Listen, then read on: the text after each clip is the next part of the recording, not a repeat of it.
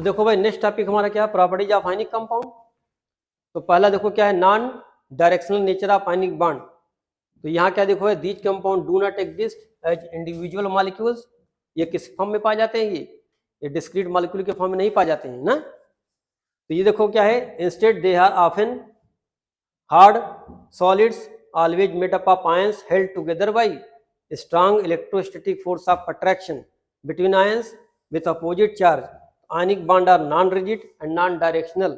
कभी आपसे पूछा गया NaCl का बताओ हाइब्रिडाइजेशन क्या होता है, कभी देखा पूछा गया बड़े हाइब्रिडाइजेशन ऑफ NaCl KCl, ये सब कैसे कंपाउंड आयनिक कंपाउंड है, जिनमें हम लोग डायरेक्शन की बात नहीं करते हैं। ठीक, सेकंड देखो क्या है, इलेक्ट्रिकल कंडक्टिविटी।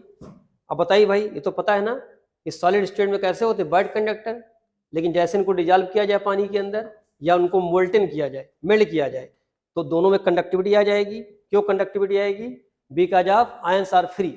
ठीक, तो कंडक्टिविटी इनकी कब होगी, सिर्फ मोल्टन स्टेट में या डिजॉल्व स्टेट में, लेकिन सॉलिड्स में ये वाइट कंडक्टर होंगे। फिर देखो बात करते हैं ना, तो देखो कंडक्टिविटी ऑर्डर सॉलिड कैसा होगा बताओ। तो सॉलिड सबसे कम कंडक्टिंग, ज्यादा कौन सा फ्यूज स्टेट, और सबसे ज्यादा कौन सा होगा एक्वस सोल्यूशन, क्योंकि आयंस ज्यादा फ्री हो जाएंगे यहाँ पे। याद है ना, जब भी आयनिक कंपाउंड की बात करेगा तो आयंस लिखेंगे हम लोग, कंडक्टिविटी के लिए रिस्पॉन्सिबल होंगे। मेटल में किसके लिए होते हैं, इलेक्ट्रॉन्स, उसके लिए होते हैं, लेकिन इसमें कौन रिस्पॉन्सिबल होगा, आयंस। फिर देखो मेल्टिंग पॉइंट बॉइलिंग पॉइंट की बात करें भाई, तो जितना ज्यादा इलेक्ट्रोस्टैटिक फोर्स ऑफ अट्रैक्शन उतना ज्यादा इसका क्या होगा, बॉइलिंग पॉइंट मेल्टिंग पॉइंट। तो ये बात किए थे ना हम लोग, जितना ज्यादा डिफरेंस होगा इलेक्ट्रोनेगेटिविटी में, उनके बीच का बॉन्ड क्या होगा, उतना ज्यादा आयनिक बनेगा, बॉन्ड ज्यादा स्ट्रांग बनेगा। बाकी फैक्टर बताएगी आपको, लेटिस एंथैल्पी ज्यादा होगी तो स्ट्रांग बॉन्ड का मतलब मोर मेल्टिंग पॉइंट बॉइलिंग पॉइंट।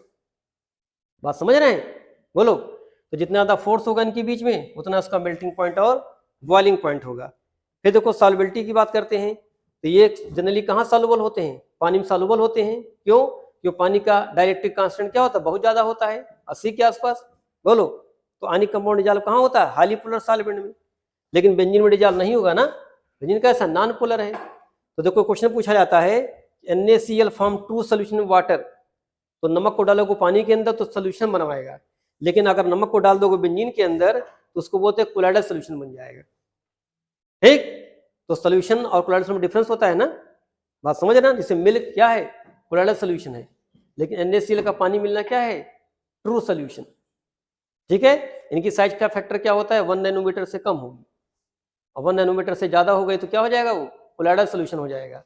और 1000 नैनोमीटर ज्यादा हो जाए तो उसको सस्पेंशन बोलते हैं, जैसे सैंड इन वाटर। तो कोलाइडल स्टेट क्या है, एक कंडीशन है, साइज की कंडीशन, किसके बीच में, ट्रू सोल्यूशन और सस्पेंशन के बीच की कंडीशन है। तो नहीं पढ़ते थे मिक्सचर, पढ़ते थे मिक्सचर, होमोजीनियस हेट्रोजीनियस, इन दोनों के बीच की कंडीशन क्या है, कोलाइडल सोल्यूशन।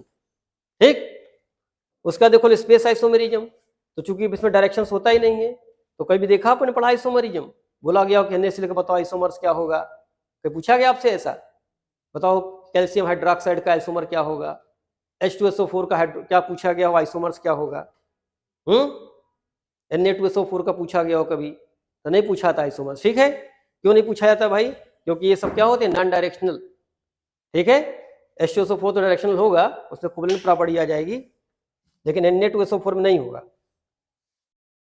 फिर देखो एक आइसोमॉर्फिज्म की बात करते हैं, तो अगर कोई कंपाउंड है उनका इलेक्ट्रॉनिक स्ट्रक्चर मैच कर रहा है तो उनको हम क्या बोलते हैं, आइसोमॉर्फिक।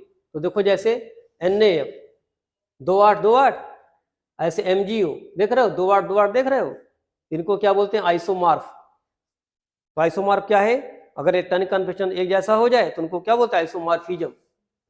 फिर देखो आयनिक रिएक्शंस की बात करते हैं भाई, तो आयनिक रिएक्शन बहुत फास्ट होते हैं ना भाई। क्यों फास्ट होते हैं, इसमें आयंस पहले से टूटे रहते हैं, सिर्फ नए आयंस को क्या होता है, जुड़ना रहता है बस। तो देखो electrovalent compound furnish ions in the solution, और ionic reactions are very fast due to fast combination of ions and activation energy इनकी क्या होती है, 0 होती है। भाई इनको एक्टिवेट तो करना नहीं, आयंस पहले से टूटा हुआ था, खाली आयन डिसोसिएट ना होता है इसमें भाई, आयंस तो बनने होते नहीं है, सिर्फ आयंस टूटना ना होता है बस। आयन टूटा, दूसरा आयन फट से बन गया, तो पानी इसमें हेल्प करता है। उसके बाद देखो यहाँ एग्जांपल दिया गया है AgNO3 NaCl, तो जैसे इसको डालेंगे पानी में एट वंस इसका रिएक्शन हो जाता है। ठीक, तो तुरंत AgCl के साथ जुड़ जाएगा, ये जुड़ जाएगा और व्हाइट PPT बन गया। इसको हम लोग क्या बोलते थे, प्रेसिपिटेशन रिएक्शन। लास्ट देखो क्या है भाई, ये हार्ड और ब्रिटिल होते हैं। अब इसका देखो मतलब क्या है, देखो अगर हम इसके ऊपर के लेयर पे हैमरिंग करें, बोलो इस पे हैमर करें तो लेयर स्लिप करेगी। अब देखो स्लिप करने के बाद क्या होगा, देखो कि पॉजिटिव निगेटिव पॉजिटिव पॉजिटिव के पास आ जाएगा, निगेटिव निगेटिव के पास आ जाएगा। या ऐसे देख लो, ये देखो ऊपर की लेयर देख रहे हो, ऊपर की लेयर देखो निगेटिव यहाँ है, देखो पॉजिटिव पॉजिटिव ऐसे है, लेकिन जिसको स्लिप किया गया तो देखो निगेटिव निगेटिव पास आ गया, पॉजिटिव पॉजिटिव निगेटिव पॉजिटिव आ गया। बोलिए, तो 5 से रिपल्सन बढ़ जाएगा, और रिपल्सन बढ़ जाए तो लेयर ब्रेक कर जाएगी। इसी का नाम क्या होता है, ब्रिटलनेस। हार्ड क्यों है, because of electrostatic force of attraction. Hard होता ना, ऐसे देखो दबा दोगे, ऐसे तोड़ दोगे उसको, ऐसे नहीं तोड़ पाओगे। हार्ड होता है, क्यों हार्ड होता है, बिकॉज ऑफ वो क्रिस्टल के फॉर्म में होते हैं ना वो। बोलिए, उसको क्रिस्टल लैटिस के नाम से बोलते हैं हम लोग। इतनी सारी चीज थी किसके बारे में, आपके आयनिक कंपाउंड की प्रॉपर्टीज के बारे में। ठीक।